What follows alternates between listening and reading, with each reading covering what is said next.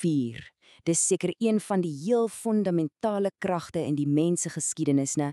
Dit het ons beskawing help bou, ons warm gehou en letterlik ons pad vorentoe verlig. Maar, soos ons weet, het die krag twee kante. Dis baie 'n skepper en 'n vernietiger. So, die groot vraag is, wat is vuur nou eintlik vir ons? Is dit 'n kragtige bondgenoot wat in ons diens is, of is dit 'n dodelike vyand wat ons ten alle koste moet vrees? In die volgende paar minute gaan ons presies dit probeer uitpleis. Ons gaan kyk na die voor- en nadele en natuurlik die kritiese kennis wat jy nodig het om veilig te bly. Goed, kom ons begin eers by die goeie kant van die saak. Vuur as ons bondgenoot.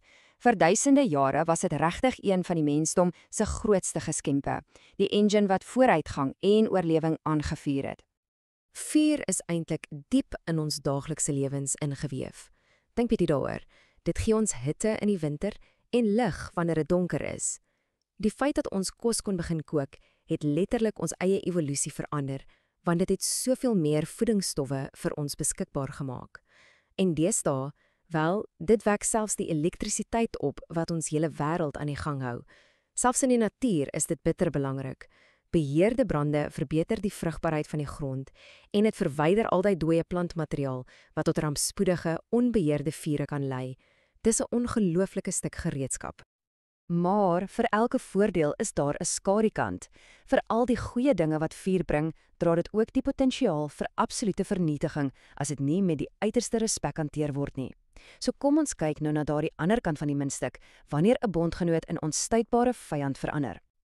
Die krag van 'n onbeheerde brand is werklik skrikwekkend. Eiendom, geboue, dit kan in minute in niks verander nie. Vir mense is die gevaar baie direk. Ernstige brandwonde, die skade van giftige rook wat jy inasem en ja, in die ergste gevalle, die dood. En dis nie net ons wat ly nie. Die omgewing kry ongelooflik swaar. Dink net aan die duisende hektar habitat wat elke jaar wêreldwyd in veldbrande vernietig word en natuurlik die massiewe lugbesoedeling wat daarmee saamgaan. En dit is die deurslaggewende punt. Hierdie aanhaling sê eintlik alles. Voorkoming is beter, al is brandbestryders opgelei. Kyk, ons het ongelooflike dapper brandbestryders wat elke dag lewens red. Geen twyfel daaroor nie. Maar die heel beste manier om 'n brand te oorleef, is om seker te maak hy begin nooit in die eerste plek nie. So, ons verstaan die risiko's. Maar wat as die ergste gebeur? Kom ons raak nou prakties. Hierdie deel gaan oor kennis wat jou lewe kan red. So spits julle ore. Hierdie is belangrik. Goed, jy is in 'n brandende gebou vasgevang. Eerste reël, moenie paniekerig raak nie. Bly kalm, maar reageer vinnig. En onthou altyd, rook styg. So jy moet laag bly. Kruip op jou hande en knieë onder die rook. Weet jy, die giftige gasse in daai rook is dikwels baie gevaarliker as die vlamme self.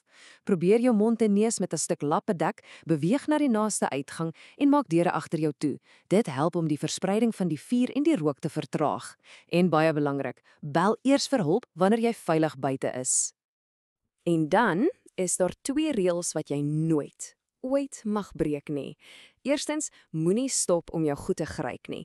Jou foon, jou beursie, niks. Jou lewe is oneindig meer werd. En tweedens, as jy eers buite is, bly buite. Moet onder geen omstandighede weer teruggaan nie. Okay, 'n ander situasie. Sien nou jou klere slaan aan die brand. Jou eerste instink is seker om hardloop, né?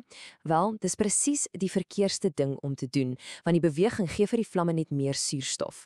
Onthou net hierdie 3 eenvoudige woorde: stop, lê en rol. Stop dadelik waar jy is. Gaan lê plat op die vloer, dit hou die vlamme weg van jou gesig. En dan rol jy oor en oor totdat die vlamme heeltemal uit is. Ons is amper daar. Hier's 'n laaste paar superbelangrike wenke en sommer ook 'n vinnige, interessante feit wat jou dalk sal laat dink. En hier is daai interessante feit. Het jy geweet die kleur van 'n vlam sê vir jou hoe warm dit is? Daai blou vlam op jou gasstoof, dis eintlik baie, baie warmer as die geel en rooi vlamme van 'n gesellige kampvuur.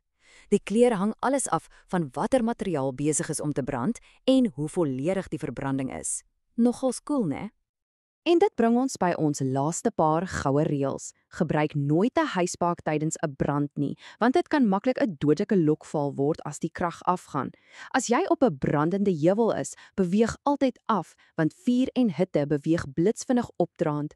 Brandalarms is nie onderhandelbaar nie. Hulle red lewens deur jou daai kritieke ekstra sekondes te gee om uit te kom. En laastens, 'n brandblusser is net vir 'n klein beheersbare vuurtjie en slegs as jy weet hoe om dit te gebruik en jou pad na 'n uitgang oop en duidelik is. Ons sluit af met hierdie een, deurslaggewende vraag en dis direk vir jou. Dink gou eerlik, het jou gesin 'n spesifieke, veilige plek buite julle huis waar almal bymekaar kom in geval van 'n brand? As die antwoord nee is, of jy's nie seker nie, wel dan is dit die gesprek wat julle vanaand moet hê. 'n Eenvoudige plan soos die kan in 'n noodgeval absolute chaos in orde verander en dit kan regtig 'n wêreldse verskil maak.